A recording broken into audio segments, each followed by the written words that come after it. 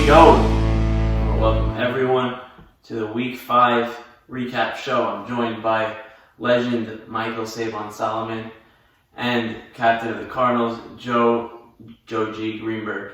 Gentlemen, welcome on the show. Thank you for both coming. Sabon, Greenberg, both of the Cardinals. Sabon, I'll give you some opening words here. Tell our our viewers here how we feel. We're feeling good. I mean, thanks for having us, first of all. Of course. It's been a while since I've been on this side of the camera. Basically, the season is not going up to my expectations. I'm very disappointed in my 2-3 record.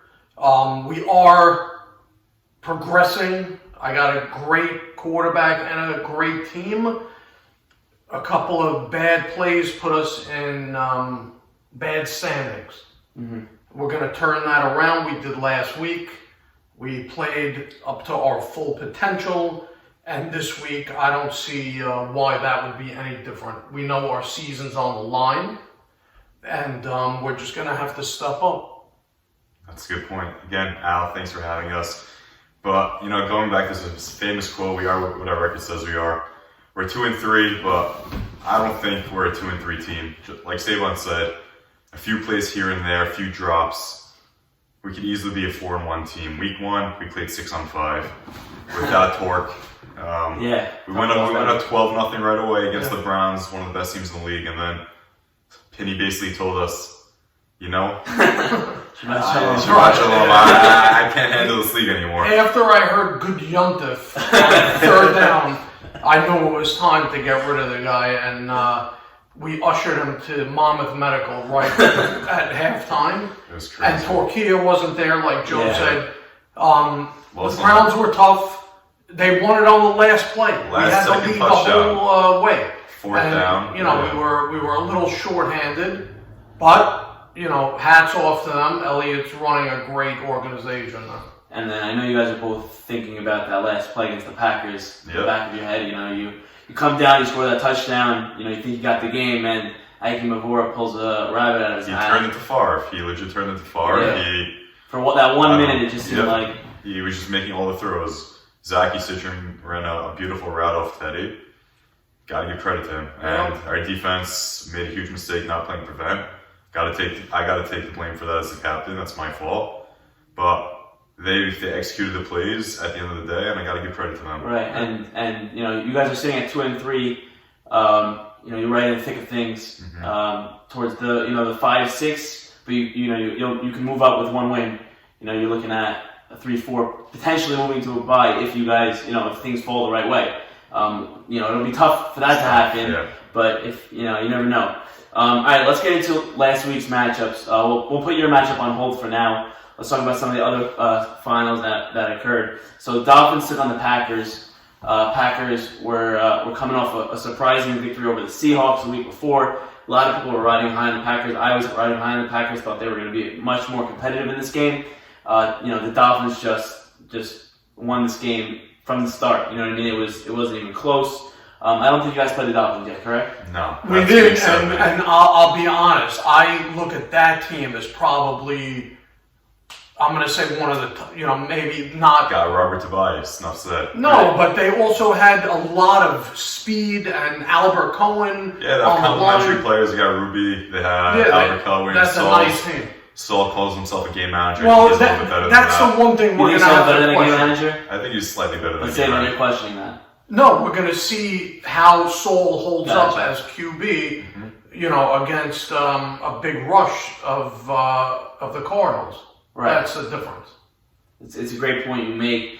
So Saul Towell in this game had 4 touchdown passes to 3 interceptions. He wasn't complaining about the 3 interceptions. He said, I finally started slinging the ball, making some big passes, some deep passes. And, when that happens, sometimes you're going to throw picks. And he was fine with that. He said, I'd rather, risk it and make a break.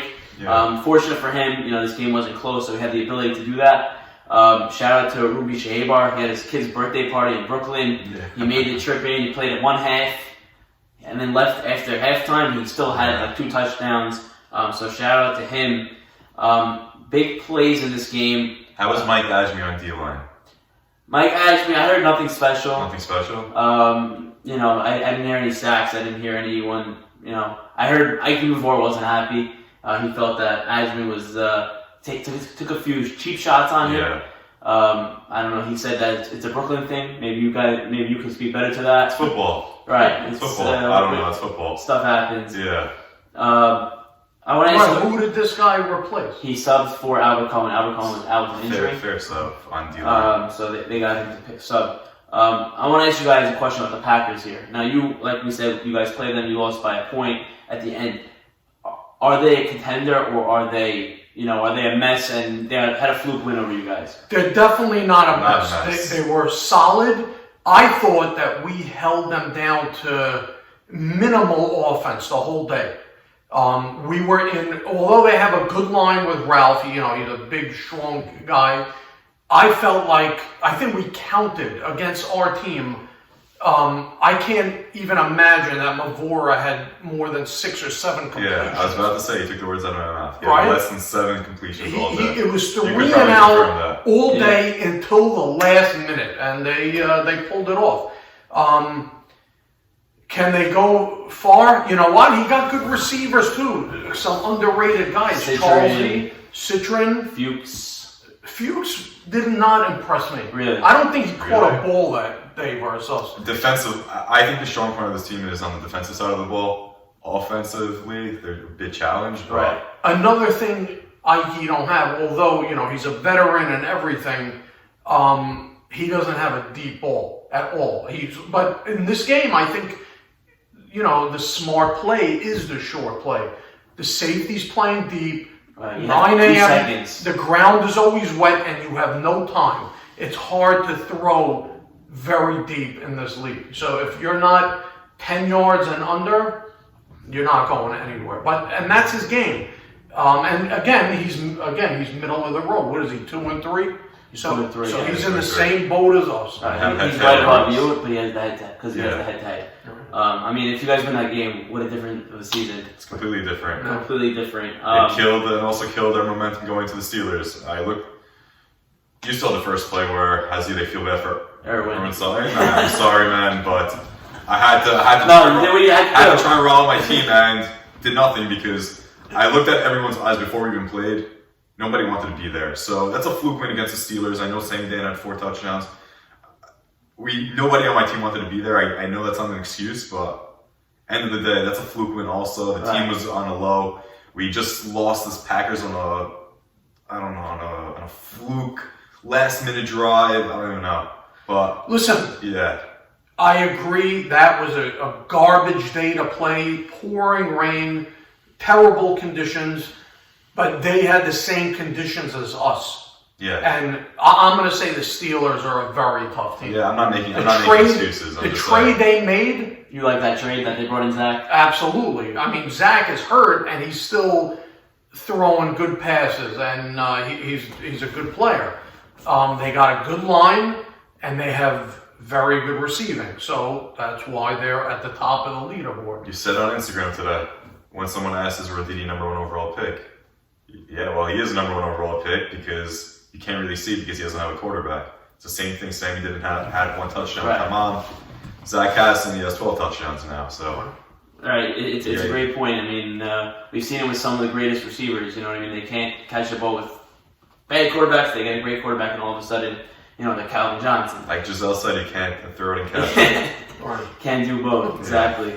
So Dolphins look great here. They moved to 3 and 2. Packers falling back 2 and 3, sort of middle of the pack now. Their playoff life sort of in question now. I know you're friends with Ike. You played with him forever. Do you feel like the guys on his team are buying into what he's selling, or you think there's the age gap is tough there? Listen, I don't think the age thing really has to do with anything at this point. A quarterback is a quarterback. Look at Brady. He's playing with guys half his age. Exactly. So that's the only thing we could compare to, in NFL to what we're doing. It's the same thing in any sport. Is he going to throw the deep ball? No. But as long as he can hit these guys for 10 yards, And I'm sure some of his losses were maybe close. I don't know the scores of his other games, but I'm sure there was a game that could have maybe went his way.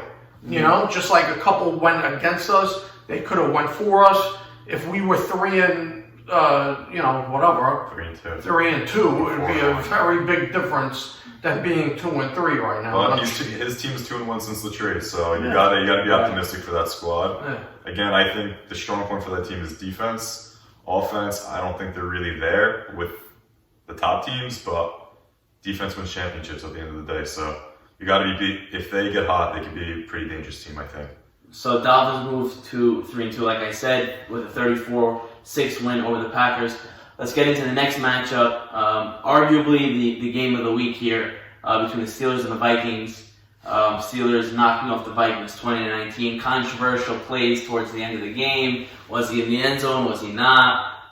Tough break for the Vikings. As clearly he wasn't in the end zone, but tough call. I just have to leave it at that. I'm looking. Could we get a quick update on a Sammy Ashkenazi and his toothless weekend? So I spoke to him yesterday and the day before. He had to have stitches and a root canal, but he said he's having his tooth replaced next week. So that's what he's going through. Toothless this week. I haven't heard otherwise. They haven't requested any subs, so I assume he's playing. Maybe he'll have a mouth guard. Sammy's a gamer. I expect him to compete. But all signs look good. We wish him our best. His dad Jackie didn't look so happy. Yeah. Oh my God. He's like, all the bills I gotta pay now. Yeah, he wasn't so happy about that. I imagine what was going through his head. At least he was there to see what happened. Imagine oh boy. All right, let's get into the matchup though. Steelers, like I said, 20-19. Vikings went up early here. They had a game plan. This was a revenge game. Tamam versus Zach. The trade. Tamam and Joey Atis, obviously formerly the Steelers, connect for a touchdown on the first drive. Very fitting. Joji, how did you see, before this game, how did you see this trade that the two teams made, and how did you feel about that? Initially, I thought that the Steelers won the trade, and then I thought Vikings and then Packers. Now I think it's Steelers, Packers, Vikings. The reason being, Buka didn't play. Buka's amazing. Buka is Christian McCaffrey in this league.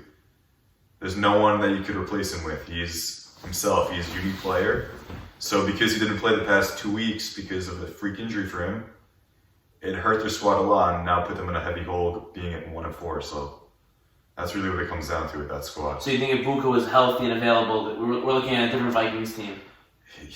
The Queen had balls. I don't know. You can't Who say subbed for him last week? They had their whole team was basically away. They had Joey Atis had a boat party in Miami. I don't know. So they played. Captain's not there. It was a mess in Minnesota for sure.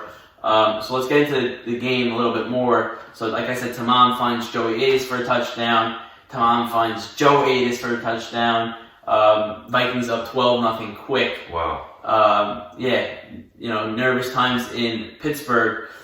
Zach comes back, finds Sammy Dan for a touchdown, makes it a closer game. But second half, Tamam finds Joe Zachary for a touchdown, and now it's 2-possession game, under 10 minutes to go, and everyone, I think everyone on the field pretty much had left the other game. Yeah. Your game was pretty much a blowout by then.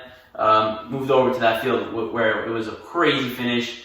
I saw some Fuchs on the crossing pattern. Before that, on the touchdown before that, I'll just explain for everyone who didn't hear. Zach Hassan looking deep for Sammy Eshko on 4th down, makes the catch. Joe Atis makes the flag pull, comes up short. It looks like ref calls it in. Says that that Joe Atis pulled his flags too early. I was right on the goal line. That's a great point by the ref. I think he just called a touchdown for the Dak, really. Right, he wants the adrenaline. No, it wasn't a touchdown. I was right there. Everyone put their hands up, touchdown. They all wanted it to be a touchdown. Everyone knew it wasn't a touchdown, but the ref did it for the Dak. That's really what it comes down to. He knew it wasn't a touchdown. So you have to find some type of excuse. Oh, he pulled it off early. He knows it wasn't a touchdown, but... Right, well, the Steelers, the Vikings are blaming the ref on this one. In my opinion, the Vikings collapsed. I mean, they got the ball back with under 5 minutes to go. a first down basically ends the game. You know, they use all their timeouts and they weren't able to do that. Just give 2 screens to Buka. Game's over. You really like this Buka kid. I love Buka. Buka, awesome softball, awesome football. Yeah. He's a unique player. You gotta just use him, and have Mario Casson also. So the Vikings get stopped and they punt it back, and then the Steelers just march down once again. Like we said, Fuchs catches a pass across the middle. See you later. Vikings come back, and Zach Hassan on one leg makes a game-winning sack. I saw that on 4th down. That was an unbelievable play from him. Credit to him, he fought it out. I mean, he was playing on one leg basically. I don't want to get into details of how that happened. We'll leave that off camera. Maybe part of it Saquon, I heard. I don't know what, but you know, I commend the Steelers on their victory. Savon, like we said, you played the Steelers last week. You know how good this kid Sammy Dan is. Is he a one-man show, or do the Steelers have pieces around him? No, it was a serious team. That was the rain game. Yep. Again, we had the same shit conditions as them, and you know, we just didn't make the plays. We dropped, I'm going to say, 10 balls that day. They dropped a few too. They brought in a sub Perry, every ball thrown in. That's Zach's best friend. He targeted him, and I know Perry's a great athlete, but he dropped every ball that went to him. And so did Dan, until Dan started making the catches and then kind of torched Torquilla. Yeah. And they just left our secondary, you know, on the floor every I want to ask Joe about this because I brought this up in the last show. Mm-hmm. You guys had Torquilla on Sammy. Was there no double at all? Were you playing straight? Was there ever a thought about doubling him? So the first drive they got a 3 and out. Yeah. The second drive they got a 3 and out. We were chilling, and then Torque got in his own head because we could have won up 3 touchdowns, and he dropped 2 balls, one for a touchdown. Guy completely lost it. After that, Sammy torched him, and he torched me for one play, but I thought we were blitzing. I played off, whatever, it doesn't matter. And then we were down 21-7 in a matter of 5 minutes. The team lost it. I'm like, all right, screw it. I'm not even changing the defense because we're going to play them in the playoffs again. I'm not showing them what we're going to do. So why, you know? So you were throwing the game, you know, sort of, you know, you were down 5-0 in the set and said, yeah, take the 6th game. Take the 6th game. No, I don't know if it was like that. We were all there playing, but they just had our number the whole game. I do believe that if it was a dry, regular day, we would have made more plays. Again, nothing against them because they had the same conditions and they ultimately made those plays and we did not. And that was that. So, you know, that's a tough team. That I expect them to go as far as possible. Mm-hmm. I mean, probably versus us in the Super Bowl. Hopefully. You know? Unless they find themselves playing you in the first round and then they go home. Yeah. Right? We'll see. First we got to get there, so take listen, if you look back, I believe the reason Zach got traded is because on his original team, after coming off a great opening week, we destroyed him. You blindsided the Vikings. We killed them. They weren't ready for what happened. Right, so I think that's why they traded him away, and that ultimately made the Steelers much stronger. So are you taking credit for the Steelers' success by saying that you're the one who put them in that position? No, but I think because of the beating that we gave them, they had to do something, and they saw this opportunity, and it worked out great for the Steelers, but not so great for the Vikings. Yusuru is a great captain. He knows what he's doing. Yeah, Tamam moves to 0-3 with the Vikings. Joji as a quarterback. What do you see in Tamam? Is he just not there yet, or is the position not for him? What do you think there? Let's be honest here. How do we feel? Is the position not for him? I can't say that. I'm not gonna be an asshole and say that about someone. If you think you can play the position, you could work at it, but I think he's just not utilizing the players correctly. I don't know. He's throwing too many deep balls. I don't think that's his game. I think he's got to stay short with the players that he has. I don't know. You got to start short and go deep. Yeah. I don't know. I can't critique the guy because I really haven't seen him play. I've seen 8 minutes of highlights from your YouTube videos, so. I don't know. Right. It's actually a good point you make. You never faced. You guys didn't face him. You got Zach twice this year. Yeah. Wow, that's an interesting point you make. We got two phases of Zach. We destroyed him, completed 10 passes, and then torched us for 5 TDs or something. Wow, so if you guys face each other, that would be a third time. Yep. Best of 3, I guess we could call it. But like we said, we got to get there. Buka had 5 catches in this game. Basically dominated the targets, which is, I can't blame them. Meyer Casson was missing in this game. 1 reception. He played good defense on Sammy, good defense here or there. But offensively, why are we not getting Meyer involved here? What are we thinking? Gotta get Meyer involved. I played with him in a scrimmage. Kid's unbelievable. Yeah, a good quarterback. He's a wide receiver 1. We'll find every one of his receivers. And not too heavy on the number 1 guy. Because the number 1 guy most likely is going to be double teamed the whole day. So. And then on the other side of the ball, Sammy Dayan, 6 catches for a touchdown. Erwin Sutton, who was the throw-in on that trade. Joey just gave up Erwin Sutton just to make the trade happen. Had 5 catches, the game-winning 2-point conversion. So a big week from him. He's very quick, that kid. Yeah. Very quick. Yeah. He made me fall last week. After you put him on the floor, revenge. He made me slip. You got it on video. I do have that on video? Yeah. I really get to that. So, Steelers, where do we go from here? 4-1, top of the standings, pretty much 1-2 with the Seahawks. Are they locked for the bye? Or they're definitely, like I said, they're a hot team. I saw the most out of them. They were by far the hardest team we played. Yeah. And I just think they have an all-around. They're very well balanced. Yeah, very well. What's their remaining schedule? What do they play? Who do they go? The Steelers have, I don't remember off the top of my head. I know they play the Vikings. No, they just played the Vikings, so they have the Browns. And they have the Packers, I believe. 2 tough games, but Browns and the Packers. Yeah, even if they finish at 5-2, they probably still get the bye. So I would probably give them the bye. And the Vikings here now dropped to 1-4, bottom of the standings. It's only up from here. It's only up from here. They have tough matchups coming up. They play, I believe, the Dolphins and Seahawks. Wow. Do 2 teams get eliminated? 2 teams get eliminated, but only by record, not by tiebreak. So any tiebreak would result in a tiebreaker game. So, in my opinion, I think the Vikings are better. I said this on like you mentioned Instagram. I think the Vikings are a better team than people are giving credit for. I think it's unfortunate with the position they're in. The game they didn't show up to was their most winnable game. Yeah. The Raiders. Just being honest here. They could have been that team.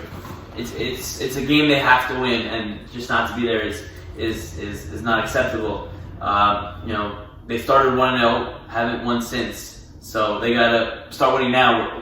If they don't win this week, it's pretty much over. It's over for the Vikings.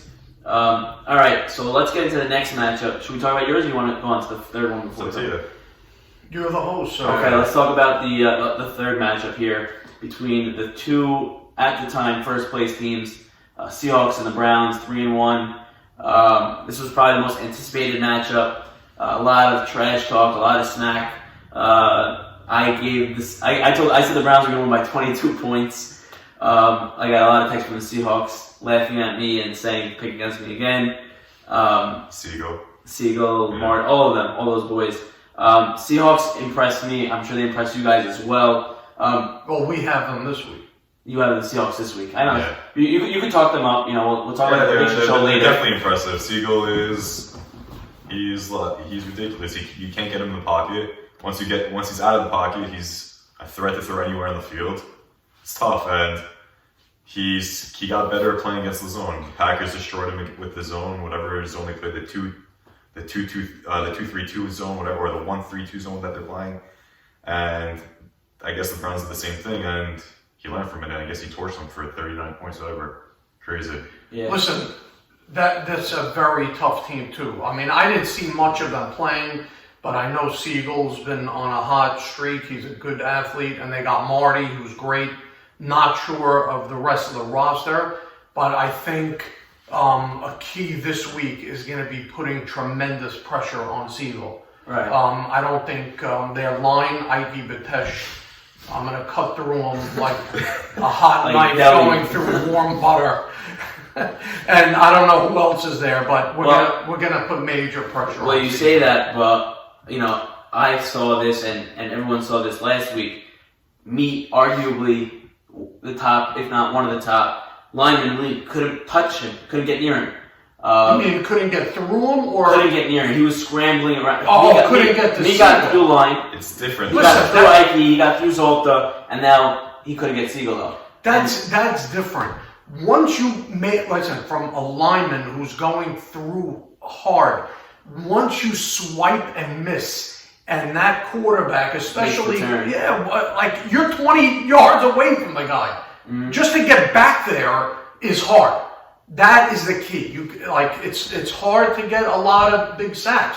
The guys who are the most mobile, like Seagal, like Joe, don't take sacks. Right, it's hard to get.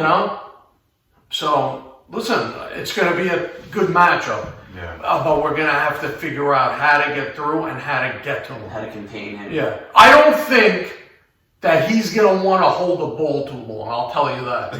Seagal, you're listening, Seagal. Seagal, you know what I'm talking about. You remember all the texts you sent me this week. But I do believe he's a little nervous. Why? He knows that he's coming. He knows who's coming for him. Yeah. He also knows that we're 2-3 and we have to put the pressure. Right. We can't afford to lose another game. He could. I think everyone around the league's all talk. I think they're afraid of us. I think that Instagram post is BS. They're afraid of us. I know it. I know it's true. Come on. They just don't want to say it. They're afraid of us. Well, I forgot who it was earlier I had on the show. They mentioned the Cardinals as a team that no one wants to see in the playoffs. You know what I mean? Everyone. Surreal. AB said it, maybe. Okay, Yeah. so. And that was before he played you or after he played you? It was after. It was after he played you. It's sort of that team that, you destroy, but you see them again and you're never comfortable against them. So Seagal has that to look forward. Let's talk about this game a little bit. Yeah. Seahawks got off and rolling quick. Seagal finds Marty for a touchdown, and it sort of looks like this isn't going to work. Meets not getting pressure. I thought this was going to be a low-scoring game. I thought there was going to be a lot of defense. I thought these were two of the top teams. I think that the Seahawks exposed the Browns. The Browns were 3-0, now they're 3-2. Yeah. Right back in the middle of the pack. And people called out their opponents. Oh, they didn't play the good teams, and maybe they're right because they played two great teams and they lost to both of them. Yeah. Marty Anthony had a few touchdowns in this game. Michael Harari subbing for Ellie Saria had a couple big plays, a few touchdowns, had a pick six, I believe also. The difference in this game for me was Elliott Saka's inability to control the offense. It seemed very all over the place. Isaac Bate had a few catches where it was like 4th and long, and he converted the ball, but it never seemed like they had a flow on offense. You guys played the Browns. We know they don't have a number one receiver. Who do you see as their A receiver? Let's call it. I think that Elliott targets Charles thinking that he is the number one. Charles has great really. I hands. think Danny Master gets more targets than him. I don't know, but listen, they have good receivers, but IB is fast, he's tall, he could go jump over anyone and grab something.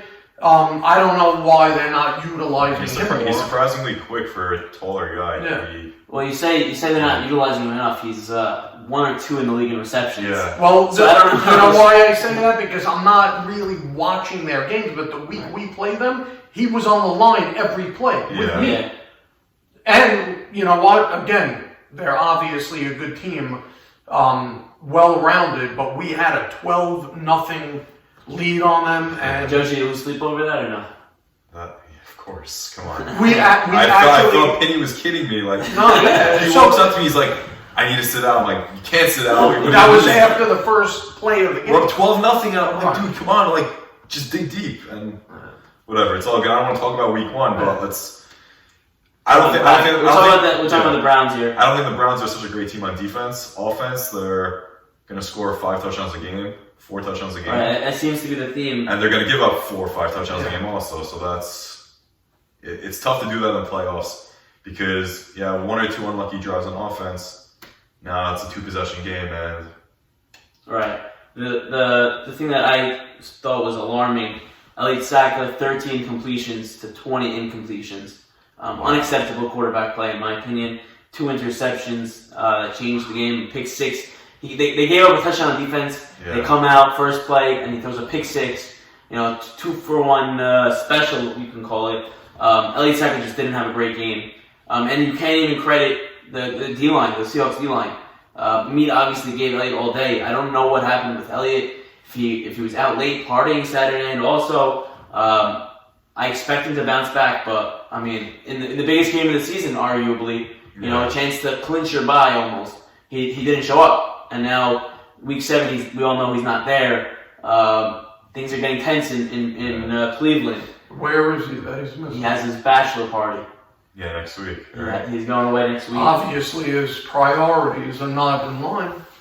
Helps us out also. We're playing a Dolphins team without Robert Saul and Albert Cohen, right? Yeah, so week 7 is going to be filled with a lot of subs. Yeah. But in this game, Marty was key defensively. Victor Abadi had a few nice plays.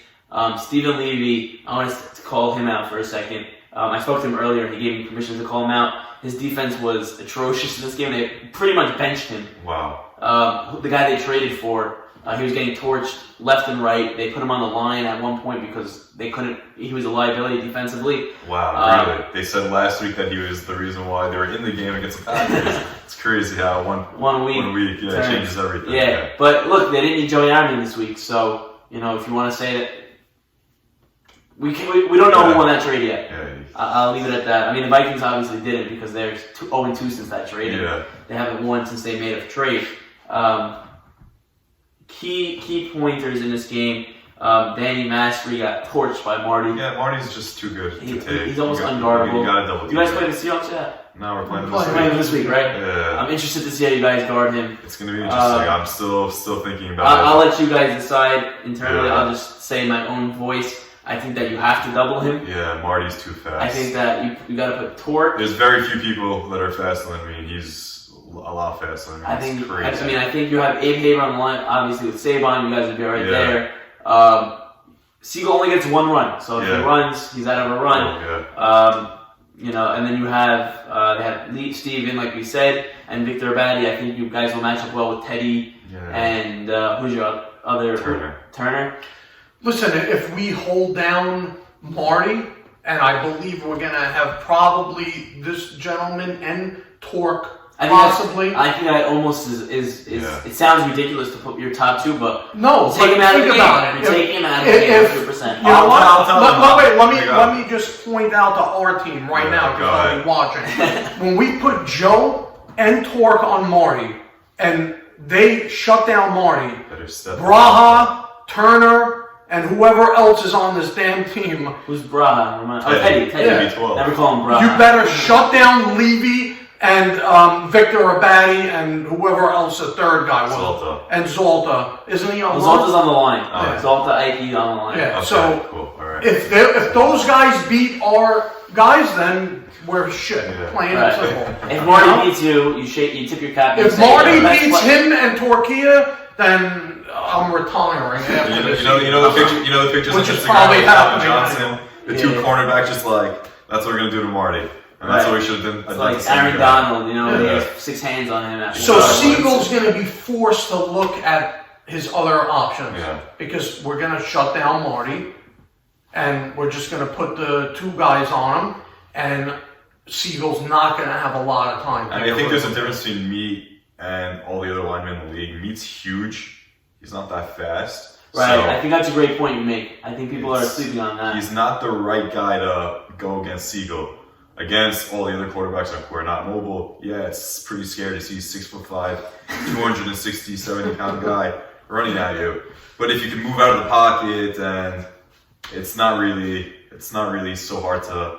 No, I'm not taking anything away from him, but for Siegel, it obviously wasn't so hard for him to get away from him. So yeah. Okay, let's get into the matchup of the week, right? Nah.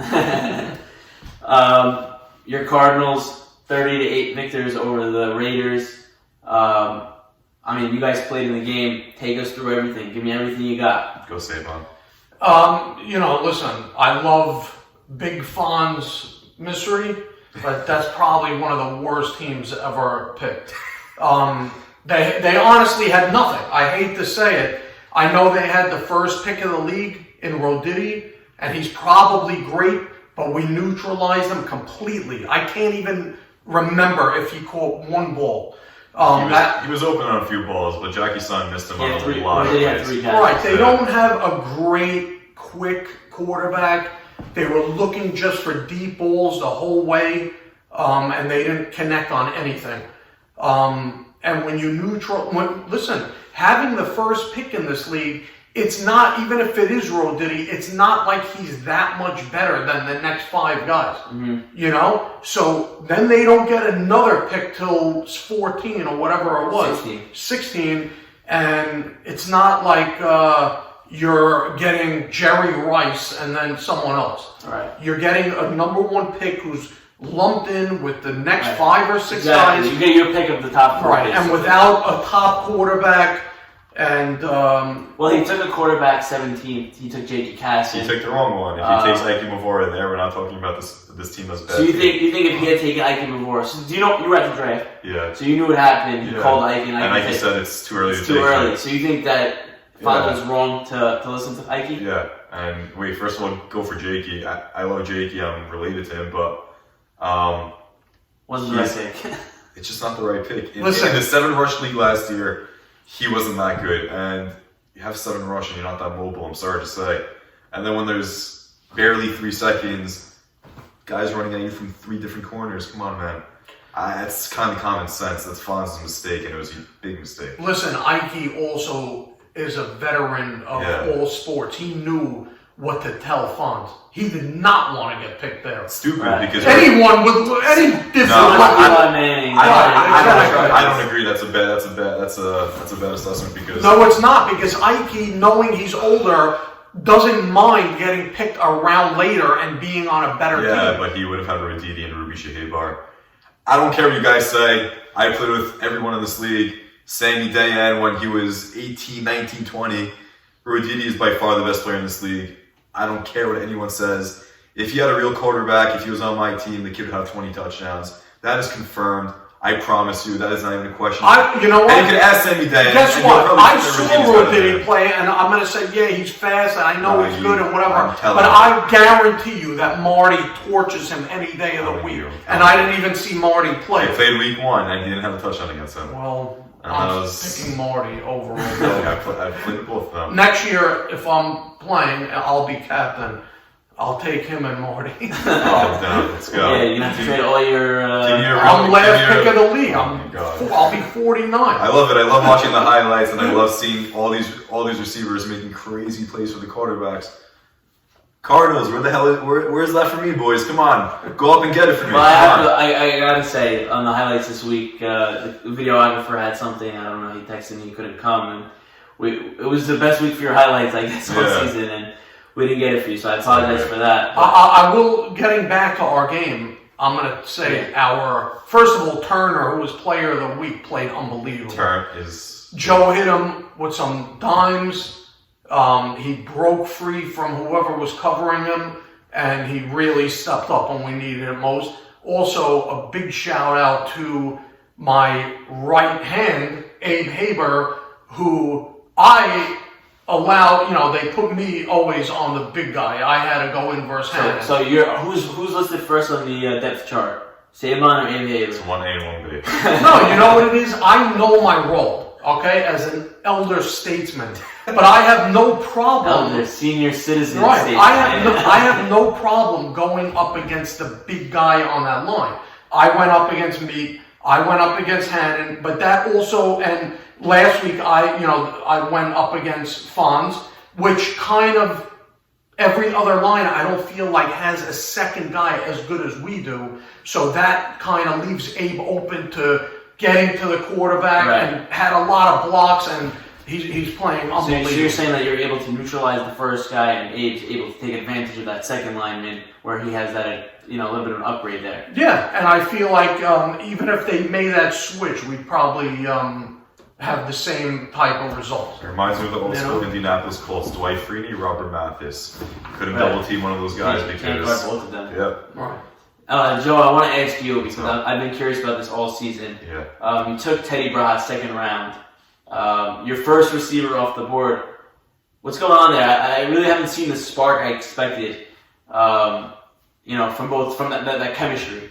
Is it just you guys are not speaking the same language? No, we hang out every week. We throw around every week.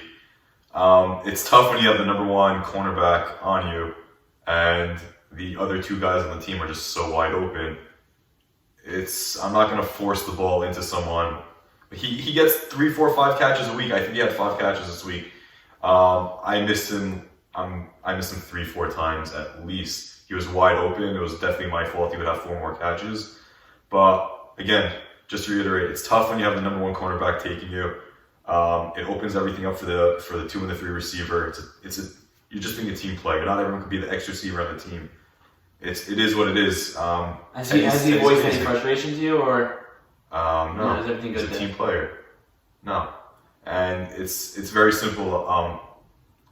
Past 2 weeks before that, Packers and the Steelers, we had combined 15 drops. So the plays were there, they just weren't executing the plays. And you can't be upset about that because if you catch half those plays, it's a different game. Mm-hmm.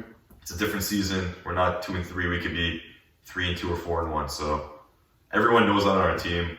We know we're a great team, and I went up to you right after the game. I said Turner has to be Player of the Week, and then you asked me, not you. I'm like, no, Turner's Player of the Week. We're a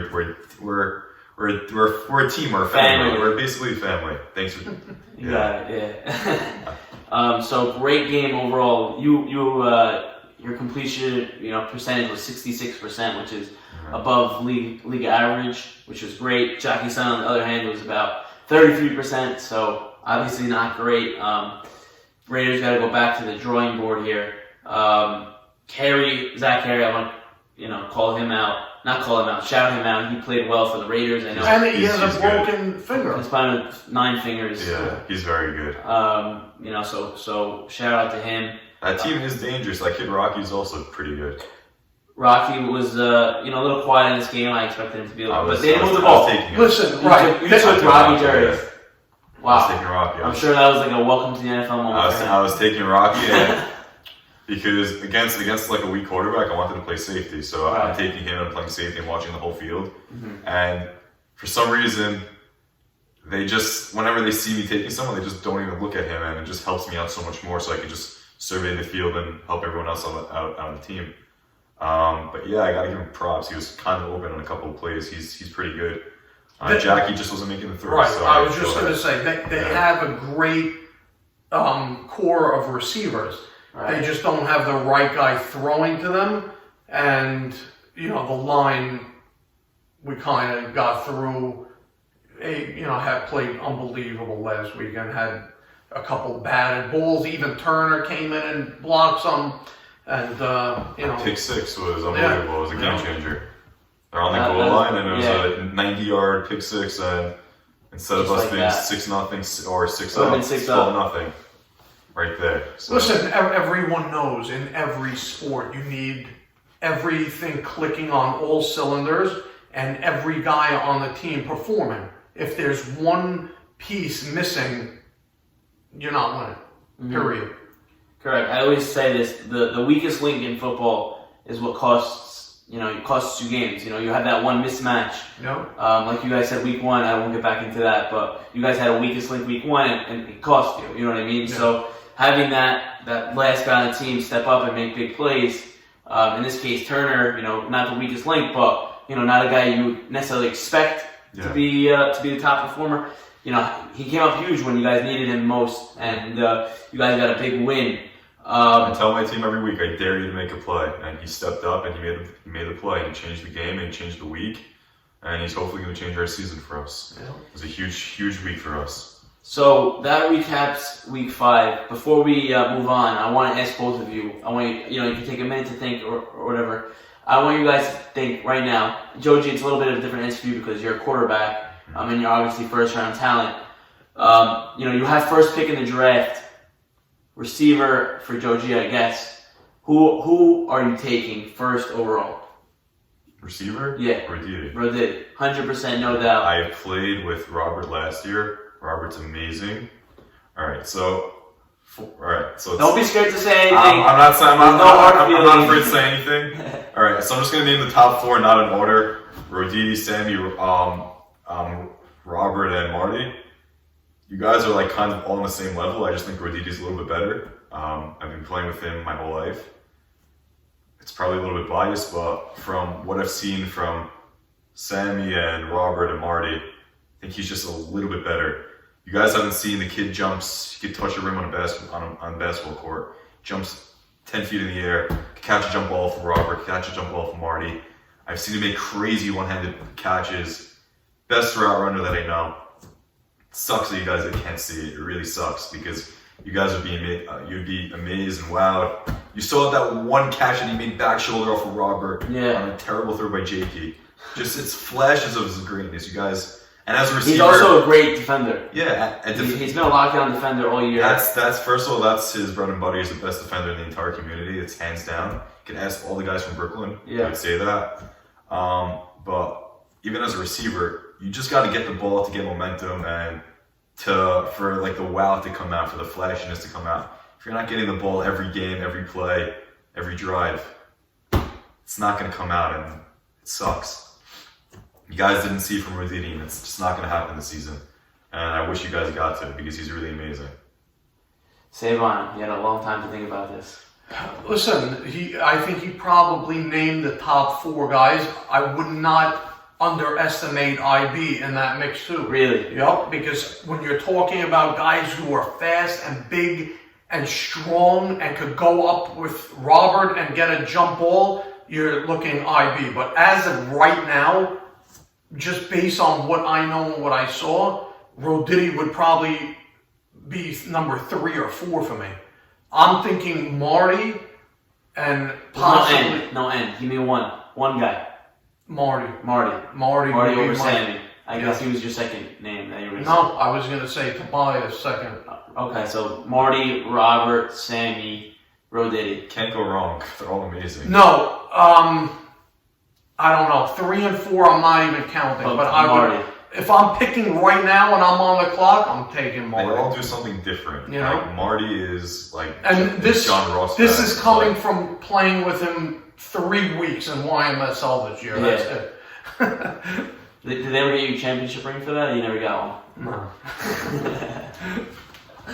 And I got lost MVP too with him. So, but you know what? I'm still in the conversation. Okay, that recaps week 5. Gentlemen, thank you for coming on the show. We're looking forward to a big week for the Cardinals. Make or break week for you guys. We'll see you out on the field this Sunday.